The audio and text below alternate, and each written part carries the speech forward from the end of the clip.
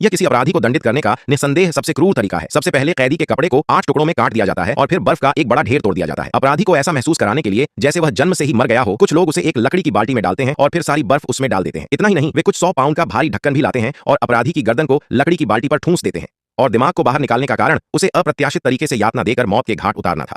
दुर्घटनाओं को रोकने के लिए जेल ने एक बहुत मजबूत चमड़े का बेल्ट भी बनवाया था। बस इसे धीरे से लकड़ी की बाल्टी पर बांधना होता है और दूसरे को तड़पने देना होता है।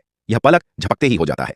महिला की गर्दन कट गई थी। उसका शरीर धीरे धीरे अकड़ गया। उसके चेहरे पर भी गंभीर भाव थे। उसने अपना सिर एक तरफ घुमाया और देखा। उसने पाया कि बगल के कमरे में बंद कैदी काफी देर से बर्फ में भीगी हुई थी। इस समय वह कमजोर थी, लेकिन यह जेल कभी भी किसी कैदी को आसानी से मरने नहीं देती। यह लगभग यातना के समान है। जेल अधिकारी तुरंत मौत से बचने के लिए डॉक्टर का इंतजाम करेंगे। जेल गार्ड कैदी पर फिर से गर्म पानी डालेगा। आसमान के दोनों ओर से आती बर्फ और आग का यह एहसास बेहद घिनौना है।